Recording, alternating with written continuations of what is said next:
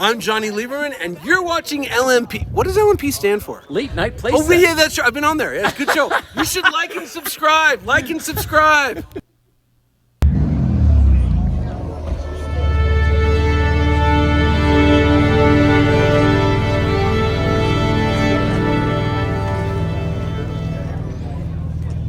Late night, woo! Let's get some subbies!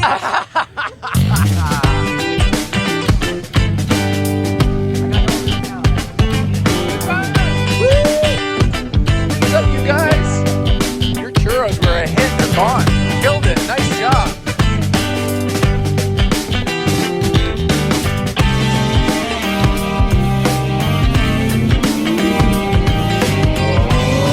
Love the FG life.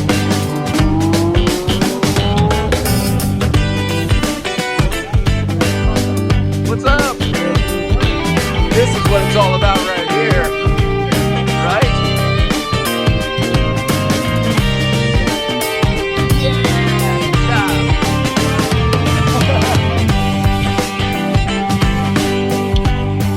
Hello, hello. Hello, hello, hello.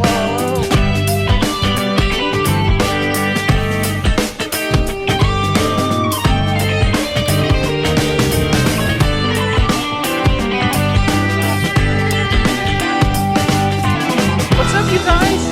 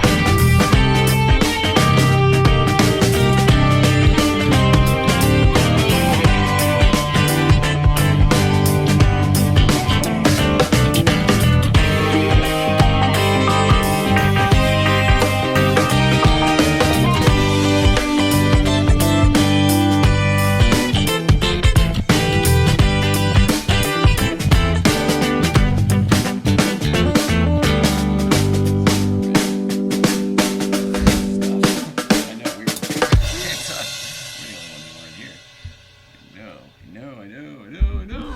But we're here now. Yay. Everybody, hooray. Hooray. All right. Hi, everybody on Instagram. All right.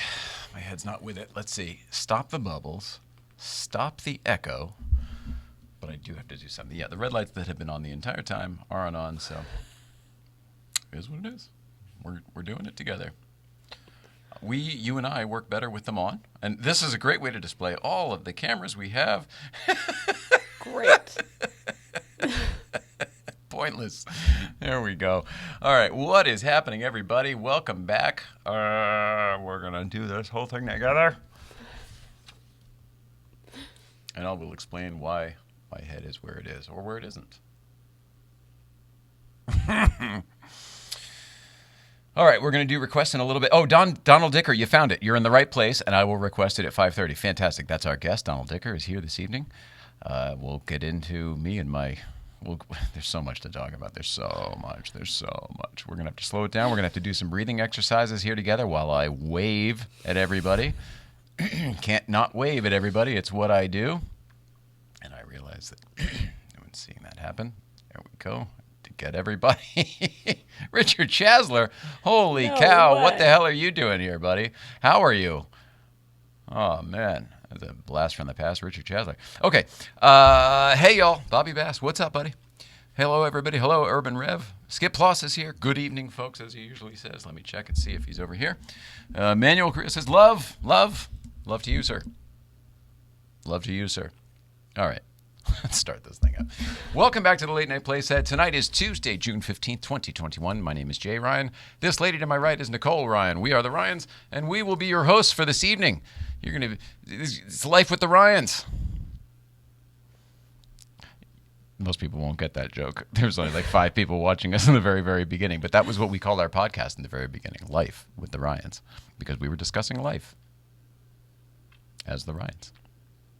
Tonight is Tuesday, June 15th, as I said, and it's a Talk to Us Tuesday. It's a Tradecraft Tuesday, and then at 5:30 we have got a guy who I would describe as, I don't know him that well, but when I hear other people who I do know very well talking about him, this guy sounds like a Porsche legend in this area, in these parts. So anyway, Donald Dicker is going to be here at about 5:30, calling in.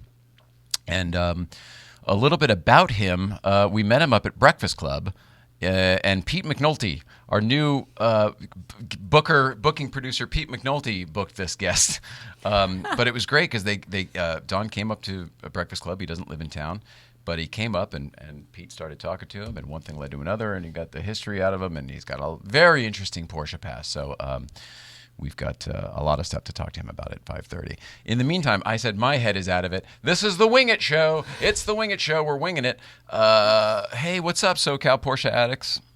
We're winging it because TJ Navy, dude, because my head is just out of it. I have not had a second today. This is one of those, to do a show at this level now, this is a full-time job. So I have to be dedicated to this from about 10:30. About 10:30 in the morning on. And today we've had plumbers here working in both of our bathrooms. We've had, that's not a judgment about us, it was a building issue. What are the Ryans eating? Jesus. We had some carpenters here doing some door stuff. There was painters here yesterday doing the front door. Anyway, they're just doing some work on our building, and there has been some chaos, lots of noise, lots of phone calls, lots of access, lots of stuff. So that's me telling you about that is part of what we're doing tonight. Now that that's off the list. We'll get to those breathing exercises right about now, shall we? Dude, Jerry's here. Oh, I'm so happy that Jerry's here. And there's a couple other people I saw from Breakfast Club here already, because we got to talk about Breakfast Club. I don't know how to do this. I don't know how to talk about Breakfast Club, especially in this way, because we have some sensitive stuff to talk about this evening. You and me and we. You and we. But we'll get to it. Maybe in a few minutes. All right. The weekend, Friday Breakfast Club, speaking of Breakfast Club, was off the hook. It was, it's not that it was so crazy, because it's not that it was that packed. It's definitely been more packed. But the energy was a little ferocious, and it was a lot of I think it was like the world's ramping up again, and so everyone else is too. And it was like, this Breakfast Club used to be the respite from all of that. Don't bring it up there. Look at the sign. It says Paradise, and reality is down there. So again, we'll get to that in a few minutes. But Breakfast Club was, it was really, you know what? Fuck it, I guess we're just going to talk about it now. Jerry goes, uh-oh. Jerry, I love you. You got nothing to worry about. All right, it's a sensitive topic, right? It's a sensitive topic. But it has been discussed lately among the regular old school Breakfast Clubbers that, Breakfast Club some days is not really what it used to be. And that is what it is. I mean, that's the nature of the beast. The life is going to be roller coasters, and the whole thing is going to be cyclical, and everybody's on board with that. What it comes down to is there were some fundamental rules that not rules, that's definitely the wrong word, but there were like some fundamental things that we all noticed about one another that we all tried to figure out what the hell makes this thing work in the beginning. We couldn't figure it out, whether it was one person, 5 people, 10 people, 15 people. It always kind of worked, and we couldn't figure out what it was. So in doing the soul searching and figuring all that out, we realized it really came down to, yes, it was a driver's group, which it often gets referred to, but it's not just that. The energy at Good Vibes Breakfast Club is cultivated not by Mrs. Ryan and myself, and not just by the people there, but the energy of driving up there and having the half an hour of meditation of doing your thing, whatever it is, concentrating on the one thing, and then you get there and you're like, oh my gosh, now we have this kind of weird magical experience. Yes, I'm getting totally heady. I'm aware of that. Oh, speaking of which, shit, it's Tradecraft Tuesday. Before we get any further, the choices today are CG4, which is a hybrid, or GG4, I'm sorry, Gorilla Glue probably, and Kosher Kush, which is an indica, which I know is not your ultimate favorite. But either way, these are your choices today. I kind of want the kosher crush. Bravo. All right. And then we'll get to this. Okay, so we decided way back in the beginning that Breakfast Club couldn't be it couldn't be labeled, it couldn't be decided on what it was because you can't really label what it is. But we did figure out that we could label what it isn't a little bit easier. And there were a lot of things it wasn't. Not a car show. Well, lately it kind of is, but that's okay. That's ebbs and flows. It's not a group drive. This is a big one. It's not a group drive. The group drives are an issue for me personally. I love everybody to have their fun, and people should do whatever they want to do, and people are going to do whatever they want to do, by the way. I'm not. This is just one guy's opinion. There's no rule. Everyone, please, you can hear me out or not, and ultimately, I want you to do exactly what you want to do. So there's no rules or anything.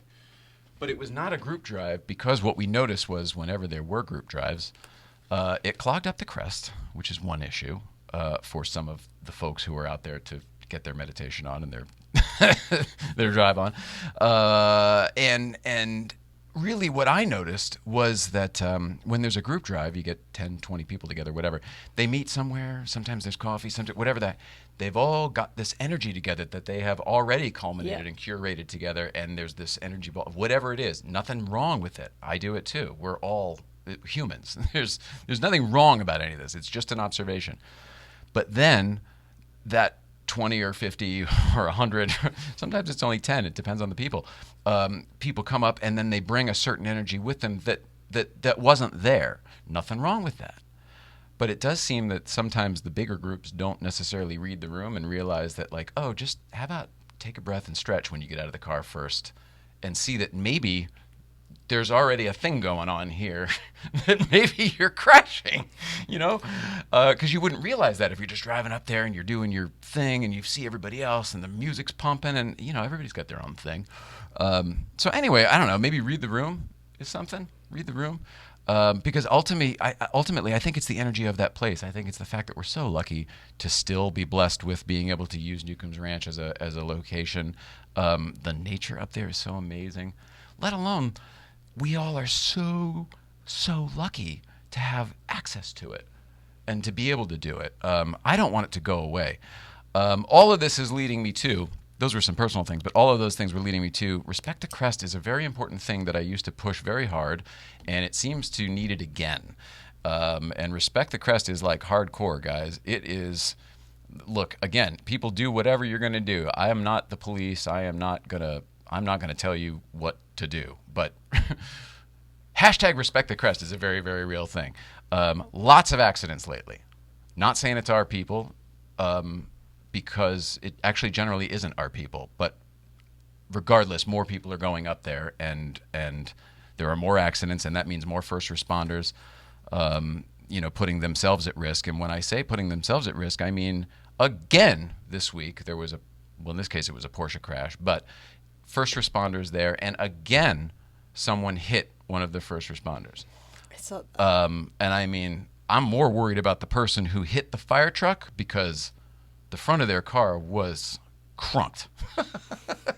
So there's no judgment here. I mean, it could be anything, but I know that those fire guys know what they're doing, and they don't just park on blind turns for no reason. You know what I mean? Like, right. We all want to have our fun, but in order to keep it going, we got to be a little bit more respectful, and that's all of us, myself included, you, everybody. So please, thank you for hearing me out. Please do your part, and we'll see you up at Breakfast Club. We love everybody. I mean, we don't want Breakfast Club to go away. All of the stuff we're saying is not because, like, wah, it's not what it used to be. It's like, no, that's cool. Everybody's cool that it's not what it used to be. We love what it's becoming, but we also don't want it to trank us, which is very, very easy and very possible, and we don't want anyone to get hurt, which is like really serious. Yeah. And it's not because of my liability or us or whatever. It's more like we love the people that come up there now. It's a family. It's a mountain family. We all love one another. So we got to take care of one another. That's my sermon. I'm not going to say anything else about it. We love everybody who comes to Breakfast Club. Here's the great. What a segue! What a segue! Let's talk about Breakfast Club. If you can't make it in person, jump on dual shift. Jump on dual shift. And get yourself some GVBC stuff. Our portion of that goes to Mrs. Ryan's GoFundMe. I don't know what it is, but we get a few bucks per shirt. And I know that that we really need it and appreciate it. So thank you to everybody who's bought a shirt. In the future, there will be a foundation for us. It won't be a GoFundMe. We're working on setting up a foundation. So that's where our portions will go. Dual Shift is a fantastic organization with a couple of fantastic guys who are trying to do a good thing. It's not just a money grab scheme, and I'm sure you can probably tell that by now. So go to dualshift.com and order some of this stuff and support some good people. I meant them. But us too. Happy birthday, Jerry. What? It's Jerry's birthday? Happy Mr. Naudis, you sat here silently the whole time? Happy birthday. Do we all sing? Is that appropriate? Oh, no, we just found out you can't do that because you got to pay You for have it. to pay for it. Isn't that ridiculous? Kosher Kush, is that indica? Yeah, it is. It is indica. And how do you like it? It's heavy. It's good. You want to fire the other one up? Oh, wait, I got a gelato somewhere that was yours from the other day, but I wanted to open a new one on the show because obviously. Because Tradecraft Tuesday. Thanks, by the way, to Tradecraft Farms, and more specifically in this case, Sticky Vape, the people at Sticky Vape. Thanks, guys. The folks at Sticky Vape are so happy with what's going on over here at the show, and I'll show the Instagram audience as well. Look at that. They put in a building back there, right over there by the St. Clair Insurance people. Can you see? I don't know if you can see that on the actual show. Nope, that's not it. That's definitely not it. There it is. Can you see it back there? There we go. And then I don't know if you noticed, Mrs. Ryan, but they put in a patio back here. There's a little terrace now, so we have a little more room. Of course. Did you notice there was more room in the studio this evening? I did. It's all fake. The room has not gotten bigger. We had some friends over here the other day, and then one of two of the last things I have to do before we do commercials and get our guest in here. But we had Jamie Tate of Jamie Tate Drums and Justin Smith, but I can't Justin JM. I can't remember what his Instagram handle is. But anyway, two professional musician friends we have from Breakfast Club. We know from Breakfast Club. They were over here the other day. Oh, Justin's been on the show. You guys know Justin. But Jamie Tate hasn't yet. He will be soon. Could not believe when he walked in here what was going on. This is an industry guy. I mean, he was just he was just on Star Trek. Like, he knows how production works. He couldn't believe it. He was like, this is amazing. But more importantly, the reason those guys were over here, we are very excited. We are having an actual theme song composed. A real deal theme song. Like a real actual show for an actual theme song for us. People are asking nonstop who composed our theme song, and I'm embarrassed every time I have to tell them. Sorry, guys. Yeah, sorry. We were sitting back on the Tradecraft building there. I'm embarrassed to tell them that it's from the free YouTube library. I just happened to like it because it was I like the vibe of it very much. It reminded me of that movie that I like so much with Bill Murray. Harold Ramis directed it. Weatherman. That? No, not the Weatherman. But that's the name of Groundhog Day. Groundhog Day. It's Groundhog Day. It reminded me of the theme song from Groundhog Day, which was "I'm Your Weatherman." That's where that came in. Got it. But the name of the song on the thing is called "Feeling Good," and that's it. So anyway, these guys are going to take that vibe, as well as kind of any old late nighty or any other things that I might be interested in vibe. And they're composing a new, I guess Jamie Tate is, but they're composing an actual theme song for us, and they're getting real Los Angeles Philharmonic musicians to like actual session players in Los Angeles to do it for us. And I'm so jazzed. I can't believe it. So exciting. It's the type of thing that if this were even a real, how is the effervescent Mrs. Ryan doing tonight? That's Skip Loss. You can answer. Oh, hey, buddy. You're very tired, but otherwise okay. You're hanging in there. You've been hanging in there all week. Anyway, this is the type of thing that if we had a real show, like this would be a big deal. So we're still here sitting in our dining room doing this little thing for everybody that, well, it looks better and better. Like, we're still just cranking away at the same old thing. It's pretty amazing. So I'm grateful. Oh, you can sing Happy Birthday now. There was a lawsuit that settled that. Skip Plus should know. Skip Plus, you're back in school and back in theater, I saw. Saw that you're doing a production in my old alma mater, the Little Theater. And I don't mean the Wilton Play Shop. I mean the actual Little Theater. It's called the Little Theater. That's the name of it. Theater with an R-E, I believe. It's beautiful inside. Oh, is that? Did you see what he just posted? Oh, that's where I used to do all those productions. It's a great facility. It's beautiful.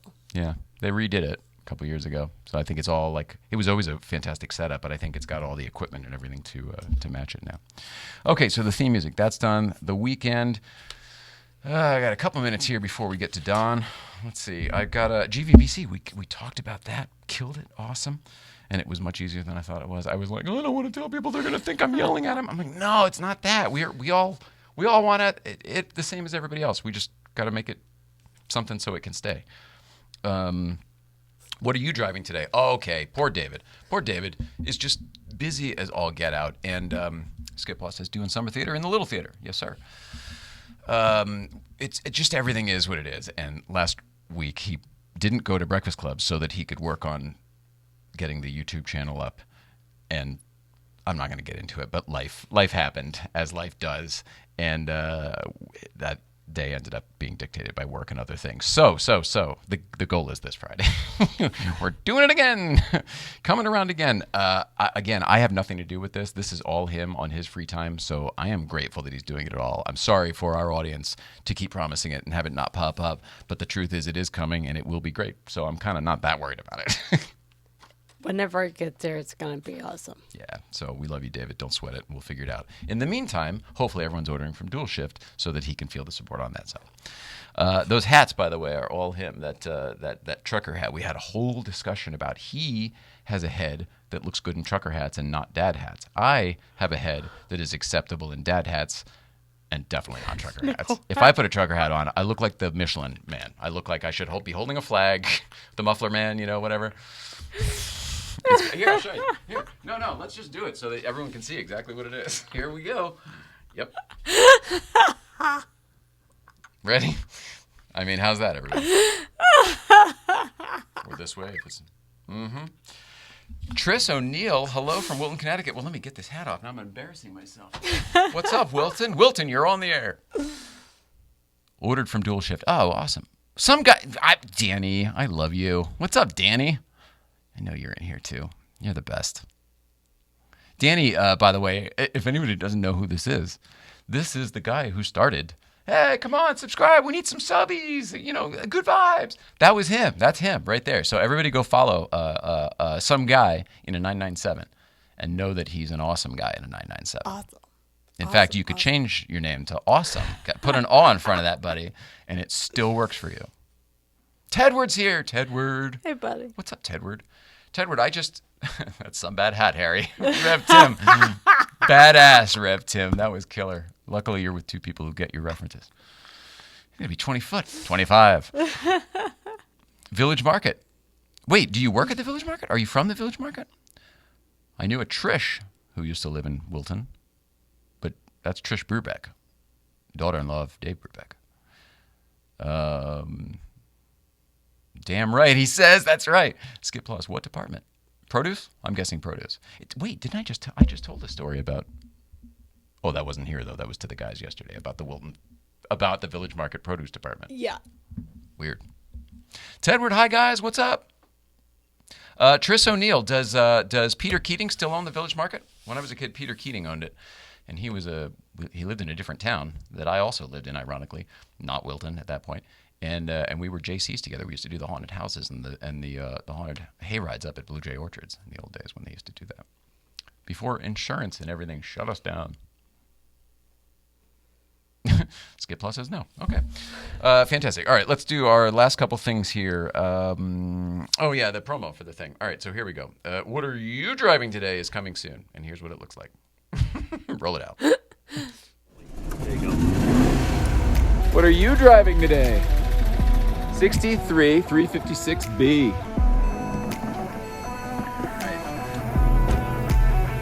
Hey, 111. What are you driving today? Here we go.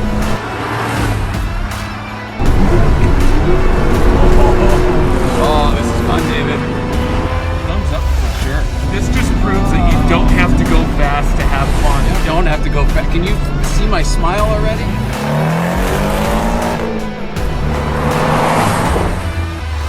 Okay, I'm impressed. Don't need to stick it. He's already got it. My car's gonna feel slow as balls after this, I'll tell you that. Pedal down. Yeah, baby. I guess the question to ask, and maybe it's on everyone's mind, is exactly how slow are balls? Just saying. It's a good question. I've watched that a number of times now, and I wonder what the hell I meant. I have no idea.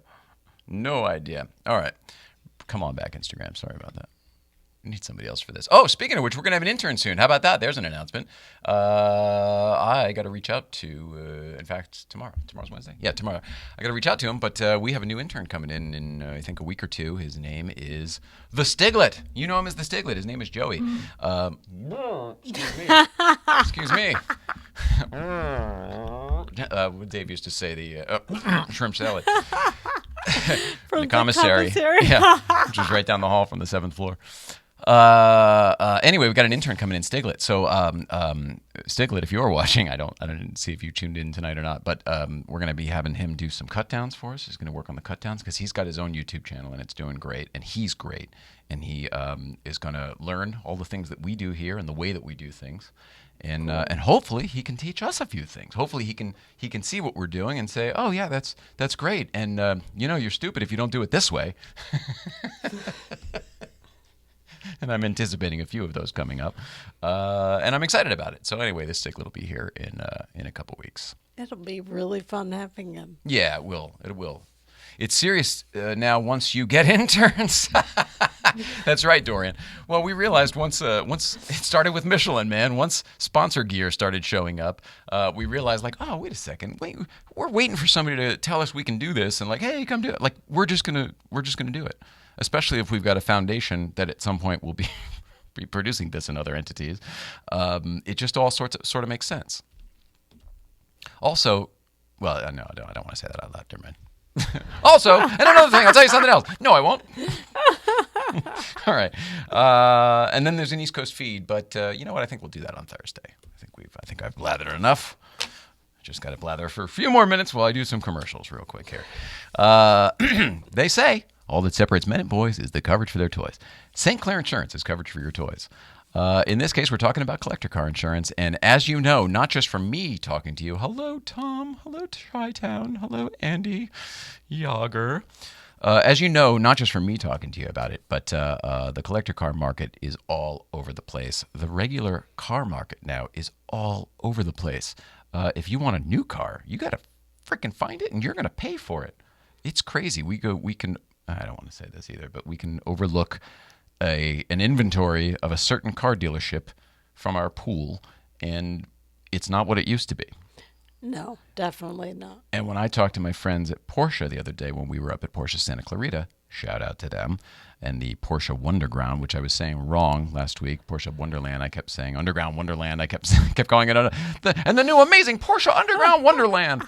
It's the Porsche Das Wonderground, like Underground Wonderground. Anyway, my bad. But anyway, like those guys were telling me, people are shopping for cars, shopping like crazy.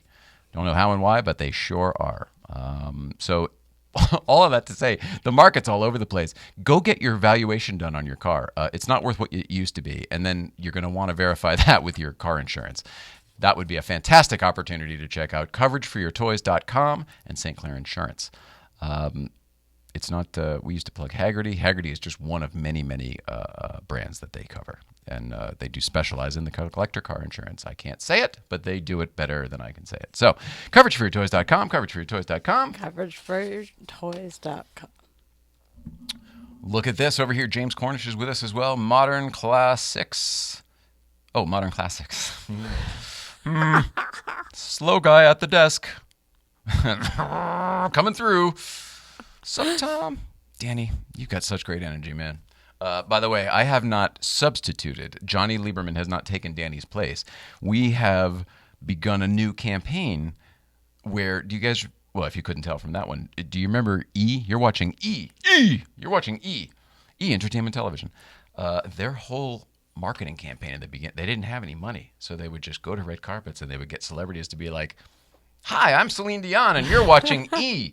She was very big at one time before she was just in Vegas. And people like that. "Hi, I'm The Rock, and you're watching E." Stuff like that. So we're doing it. So we're doing it too. And Danny started the whole thing. So once again, shout out to my buddy Danny over there. Also, Danny, you posted a picture of the lower nose of your car there, the whatever that's called, the valance of your car there. And do you have a third radiator in yours?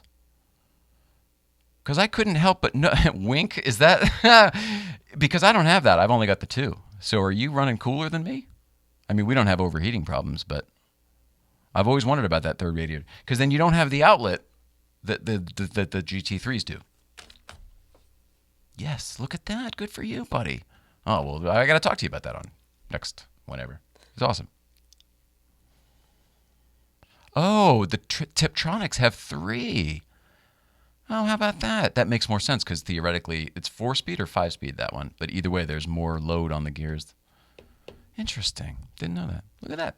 Our buddy Danny teaching me something. Thanks, buddy. Okay, need a lift lately? Cruise into a healthy second half of 2021 with Cruise into Wellness CBD. The cruise is with a Z. Use promo code LATE NIGHT if you're going to order from Cruise into Wellness. You get 20% off your order. It's pretty great. It's very awesome. generous of them, to be honest. So much. Very generous. 20% off is a lot these days. That covers your taxes and then some. So anyway, Cruise into Wellness. Go get your CBD taken care of. We've got the rubs are really great. That's my favorite, I think. There are some tinctures that are really great. Donald, I'll be right with you. I'm coming. I know I'm over, not you. It's my fault. I'm the worst with the communication. We've figured this out. Cruisingtowellness.com. Cruisingtowellness.com. Cruisingtowellness.com. Tinctures. You like is it the tinctures you like? I did, but I've moved to the lotions when there my you go. face. Yeah, the lotions. Fantastic. Is that how you healed your face so fast? No, but it It's takes like the miracle of CBD. No, that's a bomb that I found, but the lotion helps me. Was it the Good Goop? Mm-hmm. Well, that's bomb I found from my sunburn in Hawaii. Yes, Oh. Dom took me to that coffee shop and they had it there on the counter. I said, "What's that?" And they're like, "Oh, that's all natural. It comes from the guava tree or whatever the heck." It's awesome. It is, and that's how I healed that crazy blistery sunburn I had at that time. Well, that's how I healed this. Good for you. She healed so fast. See, look, everybody noticed. Oh man, that's amazing. That's Hawaiian like magic stuff there. That Good Goop. I love that. Good Goop. All right, did I do it? I'm sorry, I got a little sidetracked again. I saw Reed was here. That got exciting. We saw Reed on Saturday. We didn't finish the rest of the weekend. I got on to Breakfast Club. Saturday we went to the car show that we're trying to not blow up, but it may have blown up already anyway. And that was where we saw Reed. It had been a while. And we didn't go to Malibu Kitchen. It was just too much. I was wiped after Friday. Very hectic. Just too much. But we're planning on it this week. Okay. Hi, this is Jay Ryan from Late Night Playset, reminding you to please like, subscribe, and comment below. This feeds the internet algorithm and eventually us as well. Be a pal. Like, subscribe, and comment below. It'll be fire, as the smoke behind us denotes. All right. It is now my great pleasure to, if I can do this right, accept into here our Donald Dicker. Send request. I'll send that to him. And I think he's going to join us right here. And then I will get the microphone over. I think we'll be all good.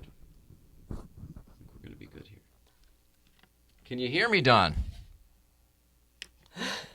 Oh, he can, but I can't. There. Can you hear me still? I can hear you still. There we go. Great. All right, I can hear you better. And I can see you great, and you can see us. All the technicals are done. The smoke will clear any minute. All right.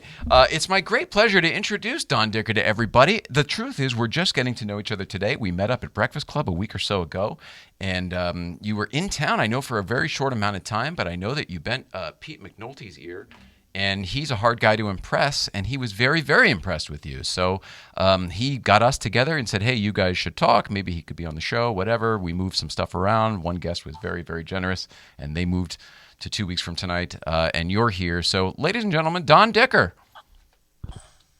Is it Don or Donald? Sorry. It's Don. That's good. Okay. Well, did you get to meet Nicole last week up at the ranch? Briefly. All right. Good to see there you. were so many people up there that I had a hard time. I had quite a few people that recognized me, and I had known over a period of time, and time just went so quickly.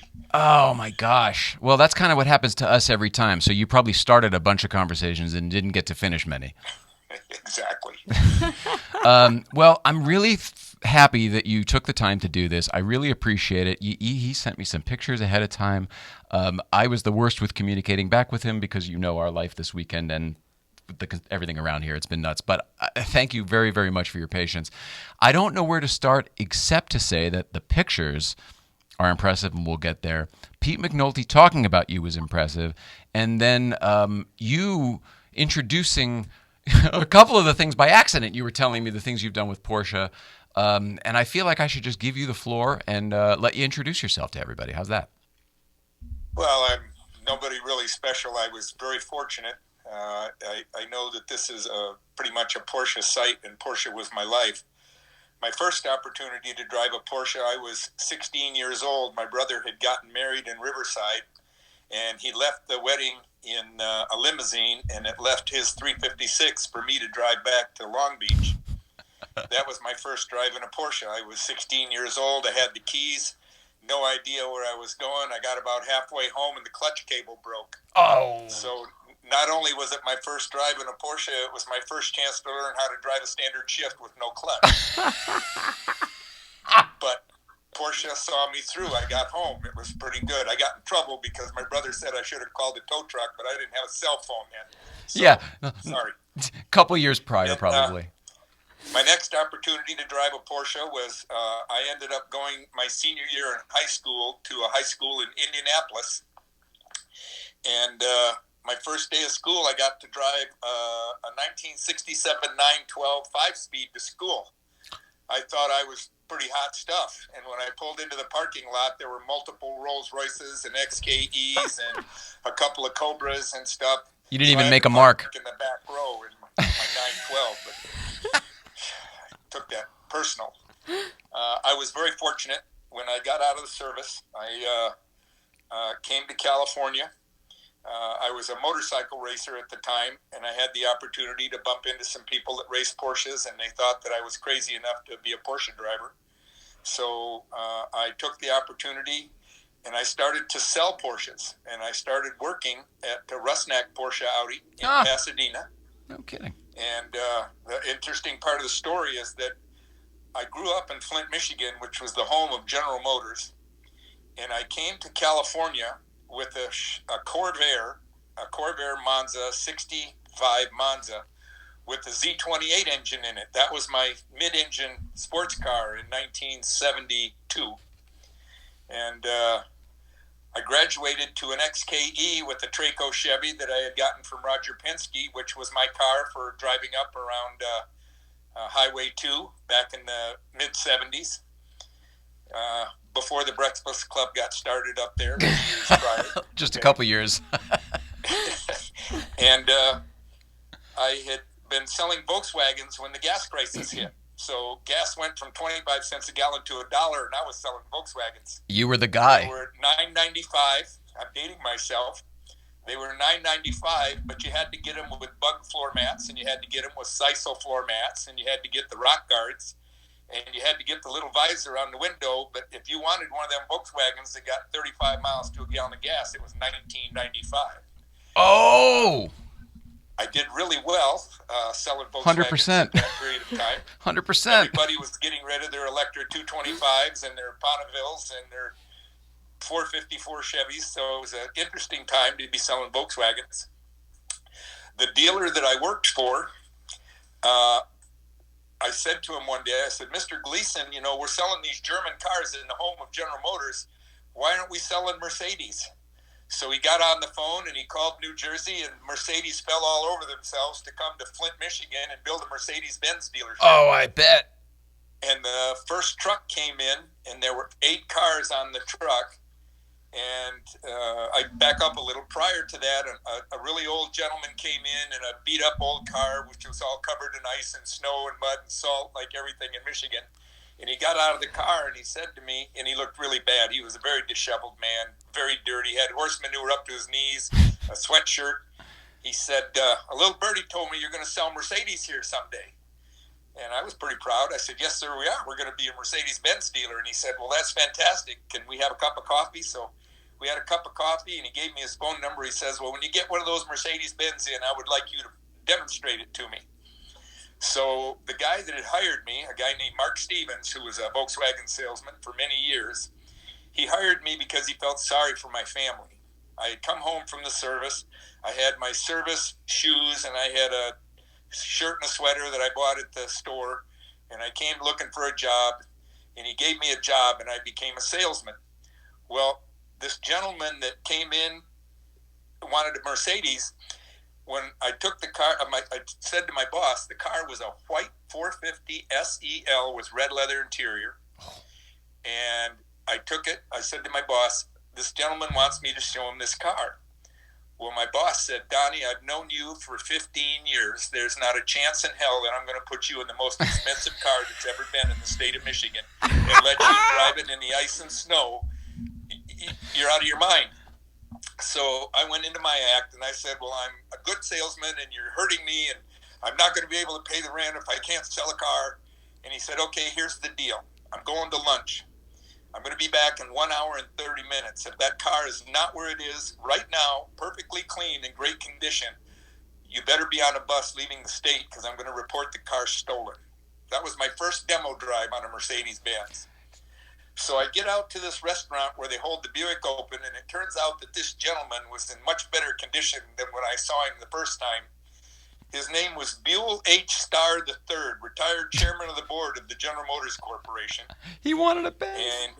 And in the middle of February, he offered me fresh raspberries and cream, and I was pretty impressed. Wow. You can have fresh raspberries in Michigan. He got them from someplace, yeah. So I take the time to present the car to him, and I was so excited because it had negative roll radius steering. If you hit the brakes and 2 tires off the road, it would steer itself, and it was awesome. It was great. And for a 22-year-old guy driving a Mercedes-Benz, I looked good. I looked really good. So the following, the open house was going to be in 4 days. It was going to be on a Sunday. You can't sell cars in Michigan on a Sunday at the time. But we had an open house with all the dignitaries. Henry Ford II was there. The people from Germany were there. The people from Volkswagen out in Germany were there. It was a big deal because they were opening a Mercedes-Benz dealership in the home of General Motors. So Mr. Starr gives me a check for $50,000 the day I show him the demo. He says, I'll take the gold one, which was a 450 SLC with chocolate brown leather, and the white SEL with red leather. And I go back to work and I present the check to my boss. I said, Mark, look, this man wants to buy 2 cars. And my boss took the check and wadded it up and threw it in the trash and says, you are so vain. Nobody's going to give you a check for $50,000 and buy 2 cars. It just doesn't work that way. He thought you were being had. I'm crushed. Yeah. So he leaves the office. I grab the check and I go to the parts department because at that dealership, if you bought parts and the check was over $100, you had to call the bank. Oh, to verify. So, yeah. So I went back to the parts counter. One of the guys I went to school with was there. Smart guy. I said, hey, can you call on this check? And the woman on the other line, she says, what's the number on the check? And the guy starts to read it off, and the lady says, there's not enough zeros to make that check bad. That check's good. So now I'm pumped up, and I go into my boss. I said, Mark, I don't mean to take away your power, but this check's good. I just verified, yeah. Those cars, so let me do my job, okay? Well, we had the open house. I delivered the 2 cars during the violin and the harp and the hors d'oeuvres and the champagne and everything. And on the following Tuesday, I get a call from a lady at the Fisher Building in downtown Detroit that I have an envelope to pick up. We got 8 cars on that truck. I sold all 8 cars within a week. So I'm flying pretty high. I am the top Mercedes salesman in the state of Michigan. The only one. Business, and I'm special. Okay? Well, I go pick up this envelope, and I come back to the dealership, and it is the serial number of every car we have coming for 3 months and a check for each car. General Motors bought our 3-month supply of Mercedes-Benz, which was 27 cars. in one day because they didn't want anybody to come into the Mercedes dealership until they could rebuild the Cadillac stores, which were dumps. Holy crap. So I make $67,000 in 1 month as a car salesman in 1973. I buy a used 230 SL Pagoda roof. I throw every piece of sporting goods, my hockey stick, my skates, everything I owned, I put in that car, and I drove to California with my paycheck in hand. And I walked into Rusnak Porsche Audi because I knew where that was, because when you watch the Rose Parade, they drive by the Norton Simon Museum, they drive by the Porsche dealership, and what was the Jag and the Rolls Royce store. It's so funny. And I walked into the store, and the general manager was there wearing his toupee. And I said, "Hi there, my name is Don Dicker. I'm the #1 Mercedes salesman in the world. I'm going to be the #1 Porsche salesman in the world, and you don't have to pay me if I'm not the top salesman at the end of the month." And the guy says, "You're hired." Yeah, it's hard to turn down. So I come to work the next day, and he tells me to be there at 7 o'clock. They open at 8 o'clock. I got to be there at 7 because he wants me to scrape the gum and the cigarette butts off the sidewalk in front of the dealership on Colorado Boulevard. Well, I'm out there doing my job, and there's a lady with a fur collar with 2 little dogs on a leash in front of the Rolls-Royce dealership, and she's pissed. So as a young guy, I walk up and say, "Ma'am, is there something I can do to help?" She says, "No, I've had my Rolls-Royce in here for over an hour. They said they could fix it, and it's not ready." And I said, "Well, ma'am, I have an idea." I said, "In our showroom, we have a very rare car. We have a butterscotch yellow Porsche 911 Targa with an automatic transmission, which you could drive around Los Angeles and enjoy the beautiful weather." And she says, "Well, I like that idea." So we go inside, and I put her in the car, and she puts the dogs in the back, and I drive around the Rose Bowl, and I come back, and she says, "I'll take it. Can I leave right now?" So the boss comes out, and he says she can do anything she wants. It was Barbra Streisand. I had no Oh idea. my gosh, look at you. That was my first car deal in Los Angeles. Unbelievable. So I worked for this company for a while, and I sell a car to an attorney. And the license plate on the car was 365 MER. And my mother was born on Christmas, so that plate just stuck with me. My mother's name was Mary. 365 days in the year, Merry Christmas. It just stuck with my head. Well, one day I'm at the gas station on Lake Street, and I'm driving an Audi, a 100 LS 2-door standard shift Audi, which was my demo at the time. And this Japanese gentleman at the gas station looks at my car, and he says to me, "You like yellow car?"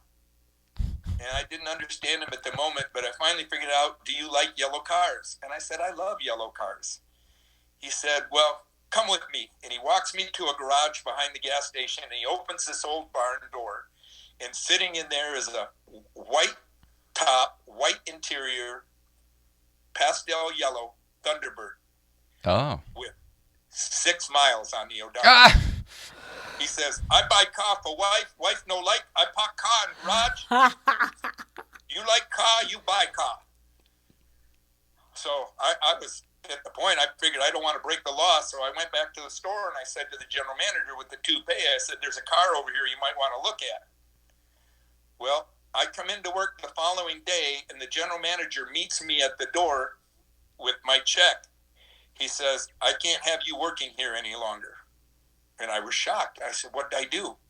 He said, "It's not for you to know. Just, you don't work here anymore." And they took me home. And so I live in Belmont Shore at the time. And I'm watching TV the next night. Wait, so they took you from Pasadena to Long Beach? That's where I was driving that every day. Holy crow, okay. Right by the Sears building. Every Yeah. day. So I watched TV, and there's a TV show called Matt Helm with Tony Franciosa. And in this particular show, there's a red 911 Targa with license plate 365 MER that is flying through the air and spun around, getting the hell beat out of it. And I said, "That's the car I sold." And I figured it out. We got it from a lease company, and we were supposed to tell the customer that it was used as a leased car or a stunt car, and we didn't.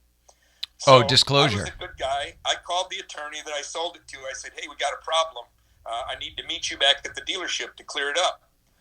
Well, when I drive to the dealership, there's 3 news trucks out in front with the big long antennas up in the air that were really new technology. Satellite trucks, yeah.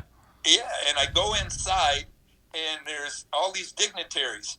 Henry Ford II is in the dealership. What happened was the word was out that they found the lowest mileage Thunderbird in the world, and it was a big news thing. And Ford came, and everybody came for this event. And when I get there, my family's got some Polish heritage, and Paul Rusnak is Polish. And Paul says, "You don't work today?" I said, "Mr. Rusnak, I got fired." And he was kind of shocked. And I don't even know why. Top dog. Yeah. And he said, "Well, let me show you my Thunderbird. I got this Thunderbird, and I found that sharing it Thunderbird with the world." And I said, "Wow." He said, "I got this thing for $50,000. Can you believe it? I got this T-Bird for $50,000. I said, "Mr. Rusnak, can we talk privately?" I go in his office, and I said, "Mr. Rusnak, yesterday I told Mr. Barton about this car, and the gentleman wanted $8,000. So I'm guessing that you got a job and somebody else didn't? Yeah, well, the thing is, on my way in the next day, I stopped at another dealership, which was called Hal Green on the Firestone Boulevard at the 605 freeway. And it used to be called Greenstein Motors, but he couldn't figure out why he wasn't selling German cars, so he sold the dealership. And Hal Green cut the sign in half and changed it from Greenstein to Green. Just chopped it off, yeah, sure. And then after that, it became Janico. And then after Janico, my next door neighbor was Mike McKenna, and became McKenna Porsche. No kidding. So over the years, I had worked at Rusnak, Hal Green, Janico, McKenna, Bazzani, which was out on the 10 freeway. And then I was part owner of Circle Motors in Long Beach for a point in time before that store was sold. No kidding. Yeah, but I didn't know it was sold. I thought they were still around. Yeah. When I saw your website, Porsche Life, I got a smile on my face because I have worn this ring, which is right here. I don't know if you can see it. Yeah. Oh, look at that. Boy, it's funny. It looks like a war or a Mason's ring, but that's clearly the Porsche crest. That was given to me by Dr. Porsche. And over the period of years when there were specific contests going on within Porsche, I was blessed and fortunate enough to be the winner multiple times over a period of 27 years. Wow. And so when I saw your website, I got a smile on my face.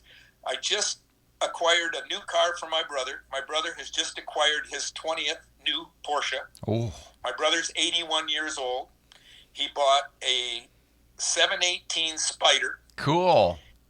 And I said, "Dick, why?" He said, "I'm going to park it in front of my house." He's had it for 2.5 months, and it's got 249 miles on it. I bet it looks great out there. What color is it? It's beautiful. It's chalk with it's a beautiful car. But he just parks it in front of his house. He's out in the senior care center in Phoenix, and he's just lets everybody look at his car. That's hysterical. That's hysterical. Anyway, in some of those pictures that I was going to say, what do you want me to pull up here? Because I've got them already. Put one up and we'll chat about it, Jay. Just you find one that you think is interesting, and I'll tell you the story. Well, these all look interesting. I'm trying to think. We probably got about 20 or so minutes. Let's start with this, because this looks pretty interesting to me. All right. Well, that should be very interesting. There's a couple of pictures that you have that go with that. Okay. That's an MG-XF, okay? And that is the last MG station wagon produced in Great Britain before they sold the company to the Chinese, or Geely Motors. Oh, wow. That goes along with it. That gentleman is Commander Andy Green. For those that follow high-end motorsports, Commander Andy Green is the fastest human being to drive a vehicle on planet Earth. 736.235 miles an hour. Oh, my Lord. Is that over the speed of sound? or just under? Pardon? Is that over the speed of sound or just under? Just over. Just over the speed of sound. Wow. So it's sonic boom and everything. You can go online. It's called the Bloodhound SSC, and I think you can watch the sound barrier being broken. Oh, I'm gonna check that out. That's amazing. That's amazing. Anyway, Andy was a dinner partner of mine. I'm one of the few Americans that have been inducted into the Royal Automobile Club in Pall Mall. Okay, that's another interesting story. Oh, I'm sorry. It's different. I thought it was all the same. Sorry. All right, go. You. It is. It's all the same story. But Okay. The vehicle that you're showing is also interesting. My friends came in from London, and their vehicle was stolen in New York when the cars were being shipped to New York for the land speed effort. Mm. And so I got a call from a gentleman named Sir Stirling Moss, who happens to be another very close friend. I've heard of him. And he had said to me, he said, I have some mates that have a problem. Can you help? Well, at the time that they were coming, I was involved with Porsche Motorsports because McKenna was the factory sponsor for the Le Mans series with the help of a guy named Kurt Wagner, who you may know. And so I was able to furnish them with trailers and tools and everything for them to transport the cars to go to Bonneville, but they had no lodging schedule. So I went out and I found, for my British mates, I found Airstream number 007, the 7th Airstream ever manufactured. And that's what I That's gave what them this to live is? in. That's what this is? That's what that is. That's Look at that finish, everybody. It is not quite polished anymore. That is absolutely incredible. That's amazing. I mean, if anything, it looks like the Flight of the Navigator thing with the, it's The amazing. inside was beautiful. The wood was in great shape. All the appliances worked. It was a work of art. But I felt really good about getting my British mates that vehicle.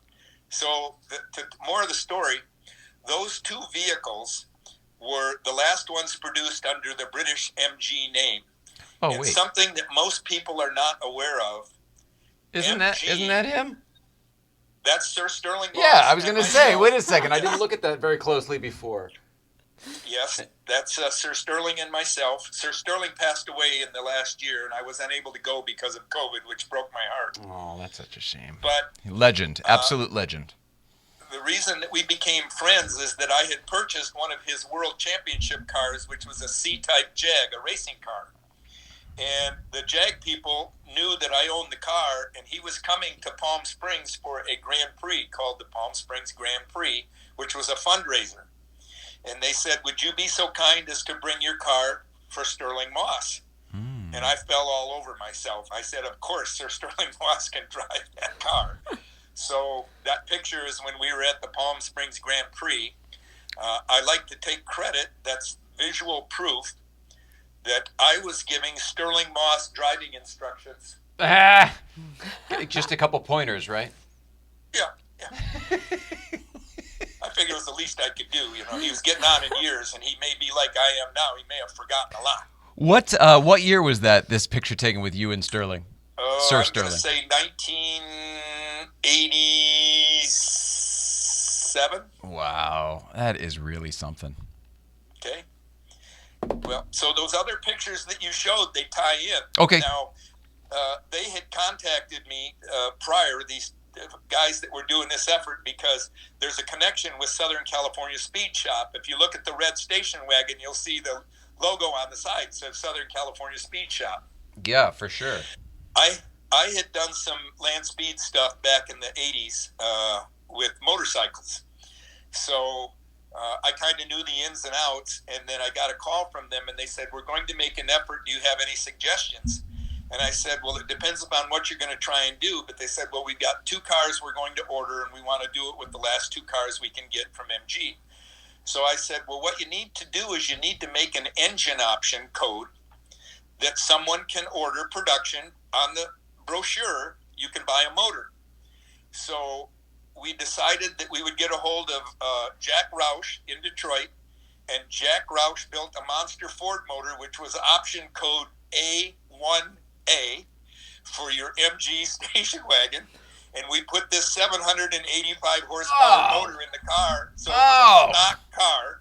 Oh, my Run Lord. Bonneville in the stock car class, and we went 227 miles an hour with a station wagon, which became the world's fastest station wagon at Bonneville.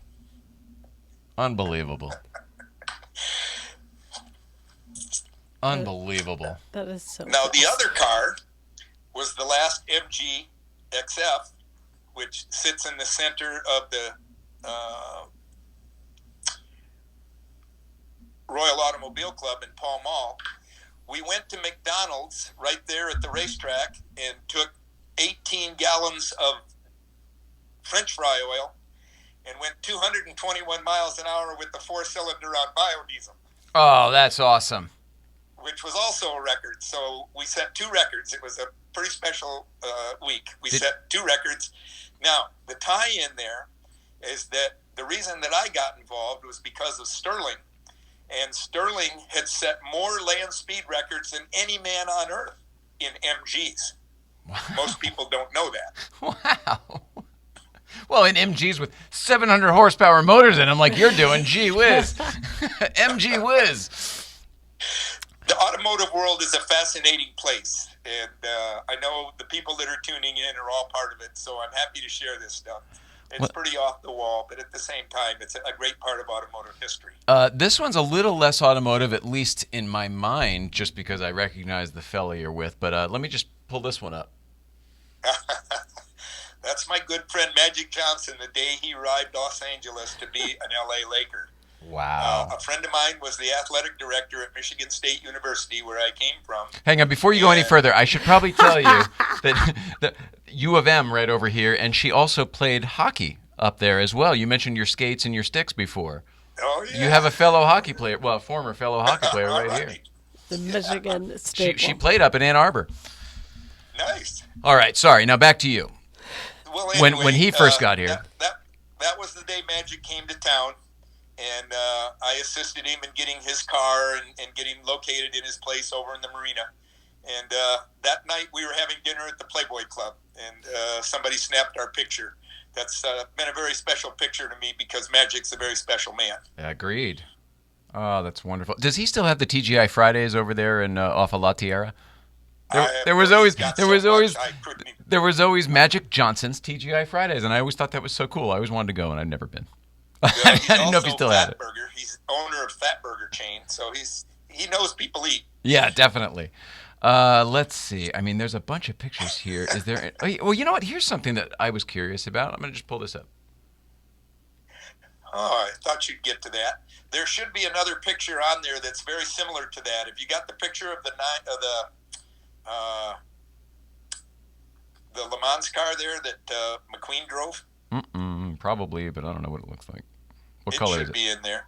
What color is it? Anyway, that car. What color is that Porsche car? Files, that's the end of the air-cooled turbos. Porsche built. No, what 50 color? cars. What color is the car I'm looking for in all your pictures here?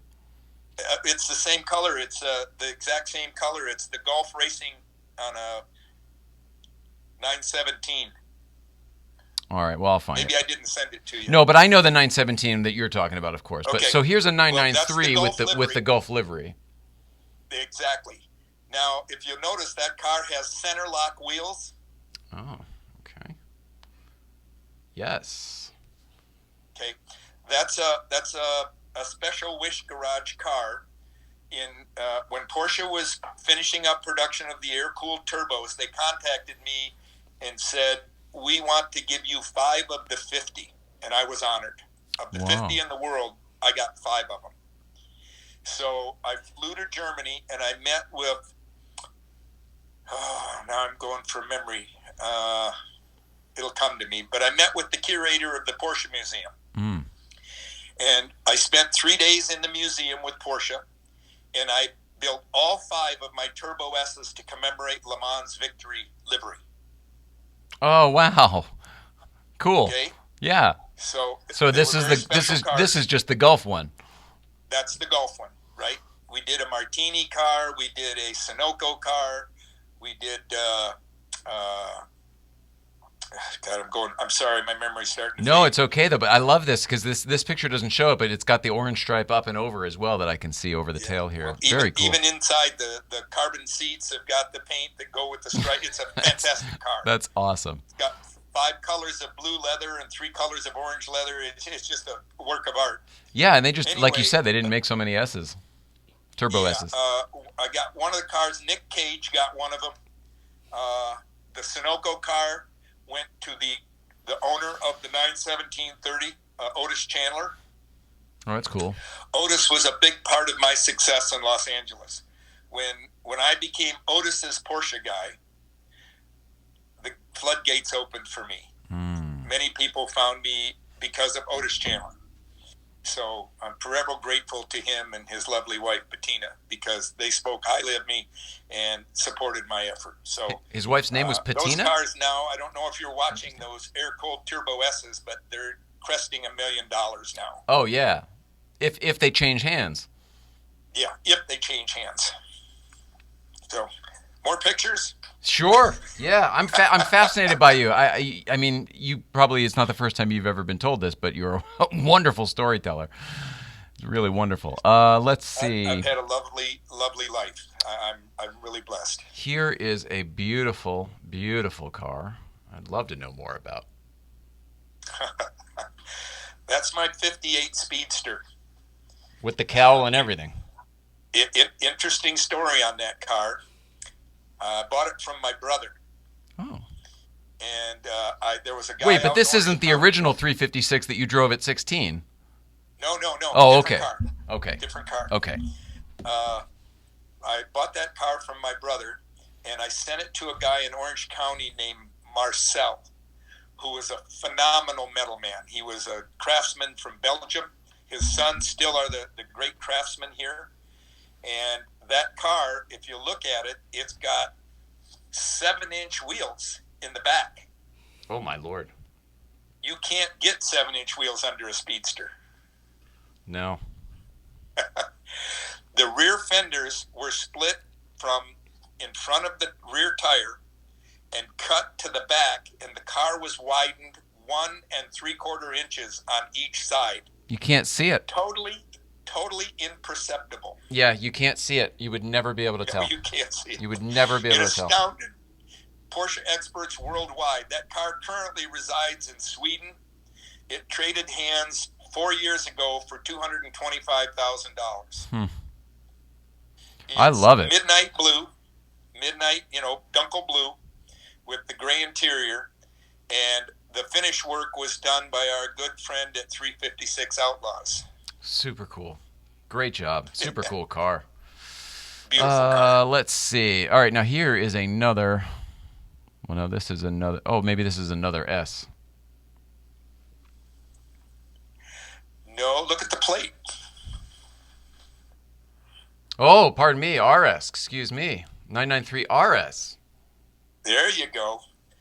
That car was fabricated in Southern California using factory parts from Europe because they couldn't import them.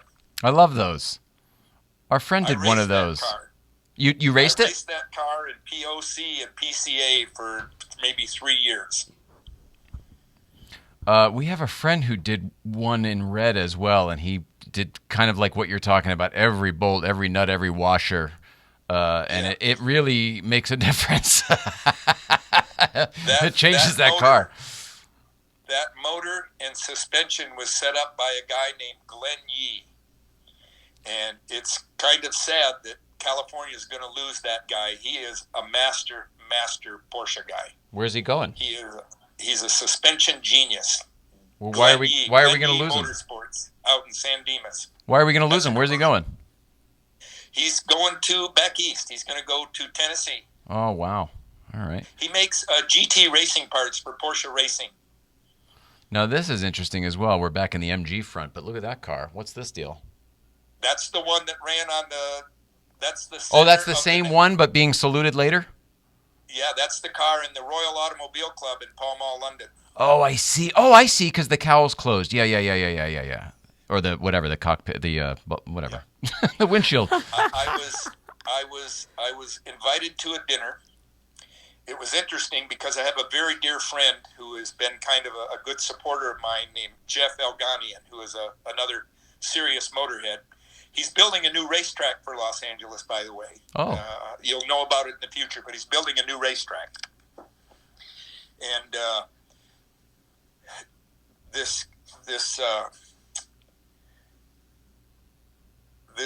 car collection that Jeff has, for example, he bought the Mercedes Pullman 600 from King Gustafsson of Sweden. Your Highness. That's his family car. That's how he transports his family. Okay. He also has an RS200 that he raced in IMSA. You remember when the Audis were in IMSA and they dominated so bad they kept making them smaller in everything? The displacement and everything else, yeah. They Yeah. kept taking wing off of it. They kept doing everything they could till they got rid of it. They could to slow them down. Yeah, yeah. Ford had a car called the RS200, which is now unobtainium. No, totally. I know the car. Jeff has an RS200 that he had prepped and sold. They were all-wheel drive as well, weren't they? Oh, yeah. Yeah. With Torsen lock, they were phenomenal. Yeah. And the motors, we could twist them up to 1,400 horsepower. Good Lord. didn't All right, last hang long. on. At 1,400 horsepower, what kind of RPMs are you turning? 7,800, 8,000. Oh, my God. That's amazing. That's amazing. Zwart's here. Jeff Zwart's here, Don, and he said, Don and I go way back, like when I was still in school. Yes. Let me share the Jeff Zwart story with you. Go ahead. Jeff's been here a couple times. We love Jeff Zwart. Let's hear it. In the mid-'70s, I was still a motorcycle head, and we had set an NHRA record with a BMW R90S. We were the quickest motorcycle you could buy in America, and BMW played heavily on that. So as a gift to me, BMW gave me the very first 1,000cc motorcycle they produced, serial number 0000001. Whoa, the real deal. My motorcycle. And I had another friend that had purchased one, a guy named Barney Lee, and Barney Lee was the founder of Eagle One Car Care Products. Okay. Another motorhead. And I had chatted with Jeff. You know, he was a Porscheophile. He was in diapers, a Porscheophile, Jeff was. And so Jeff was starting his photography career, and he had a yellow 914-6. Still does. And he made He still got it. I know. He made these camera plates that bolted to the bottom of the bumper, and he mounted cameras on right ground level. Yep. And we went out to Willow Springs in 1977, I'm going to say January of 77. And we were making these commercials for BMW, I think. And there were two of us driving these beautiful BMW RSs, which was the first wind tunnel design motorcycle. They were beautiful. Wow. And we went around the track, and we followed Jeff, and Jeff followed us, and Jeff passed us, and we did these fantastic things. And about 6 years ago, Jeff sent me prints. He says, I need you to have these. He said, you've had a storied career, but I need you to have these. And I was so proud of him because he's done a pretty good job of representing the mark. You both, I think, yeah, a little bit there. Yeah, for sure.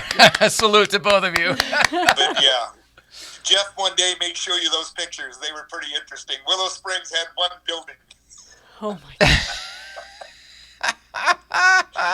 What year And did you say could that close was? your windows and your car would be filled with dust. That much. Zwart says, thanks, Don. Oh, man. Oh, that's so God, cool. this Well, is where do you fun. I'm live talking now, about Don? times that I remember they were just pretty fantastic. So Where do you live happy now? to share them with you. Pardon me? Where are you living now? I live in a little beach town on the Pacific Ocean, 9 degrees above the equator in Costa Rica.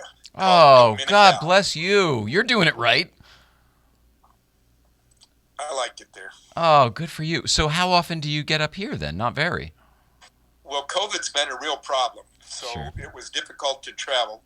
And I came up, I think, on the 25th of May, and I'm scheduled to go back next Wednesday. Tomorrow morning, I'm flying up to Lopez Island to visit my brother. He has a home up there also. So I'm flying up to Lopez for a few days to play golf and see my brother, his wife. That'll be nice. I'm looking forward to it. You should be. Don, My son's tired of me. I've been at my son's house for a week, and he's done with that.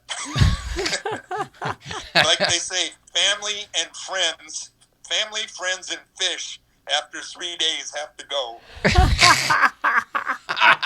That's pretty good. Extended stays.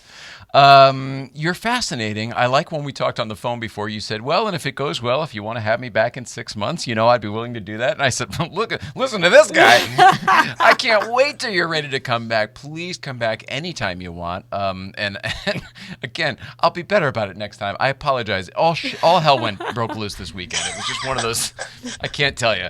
You pulled it together. Everything everywhere. Pat yourself on the back. You pulled it together. So I'm great. I am happy to share with you. It was a pleasure to meet you, and I'm sorry I didn't get a chance to spend more time with your wife. I was there. My son wanted to make sure that I got up there. Oh, yeah. So who's your son? Tell us about your son real quick. My son's name is DICKER. Okay. He works for Roger Penske. He runs an Audi store in Orange County. Oh, wow. And he's a good kid. I couldn't be prouder of my son. And he's a hell of a driver. He was the one that took me up there in his little orange Mazda and was running with all the GT3s. And I'm going, what have I done? I created this monster. Yeah, exactly. Where does he get that from? So what was it, like a Miata or something? Well, they have a new 30th anniversary Miata, which comes with Brembos and really trick suspension and everything. And it was a fun car up there, I'll tell you. It was a fun car up there. Oh, that's amazing. Well, please make us a stop if you're ever in town again, but let's not wait that long before we do this again. Okay, well, we know how to connect, and anytime you want to chat, you let me know. And how about this? You know how to do this now. Yeah, I'm a techie now. I was telling him how to do it. We couldn't get it going, and sure enough, the moment we fired it up, he was here. So, well done, Don. That worked. Thank you so much for being a guest. Thank you so much for your time. Thanks for having me. I'm sure that my friends are going to enjoy seeing this. There are a lot of Porsche friends in Southern California that have not seen me in quite a few years. The last word out was DICKER closed shop and went to build a hotel. I'm still building the damn hotel, but I'm not giving up. Well, let's see. There's a guy named Raiden Motors here. He goes, if I build electric Baja bugs in Costa Rica, will you help sell them for me?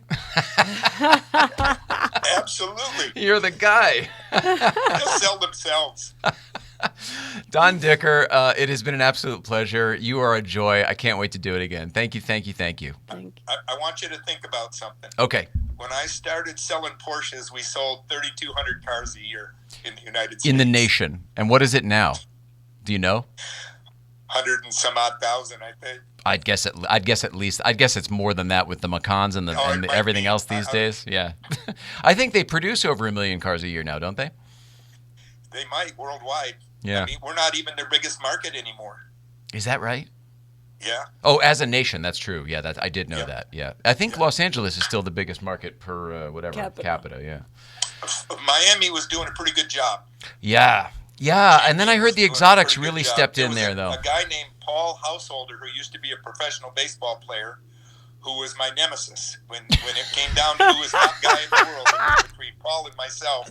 And I had to give up because he was young and I was not. That's amazing. Don, you are fascinating. Are you writing a book? You should write a book. The guy that produces 30-30 for ESPN came to Costa Rica, and when he heard about me, he said, man, I got to do your life story. Right. But I don't know where he went. All right, you're the best. You can sign off however you can if you know how. Otherwise, you're welcome to hang out here. We just have some couple of announcements. I'll get the marbles out of my mouth and I'll make a couple announcements. Pura vida. Say it again? Pura vida. All right. What does that mean? In Spanish, it means pure life. Pure life. That's gorgeous. Pure life. Amen, Pura brother. vida. Awesome. I salute you. Thanks, Don. What a guy. It's such energy on you. I knew that when Pete introduced me, too, because Pete, he can't be easily had. Nope. So we knew Don was the real deal. How's that? Say hi to Pete for me. I'm out of here. I will. Good to see you, buddy. Thank you so much. Okay. Let's see. Thank you so much to Donald DICKER, of course, for spending time with us this evening. And you, Mrs. Ryan, thank you for being a champ. I know this was a tough day for you in a lot of ways.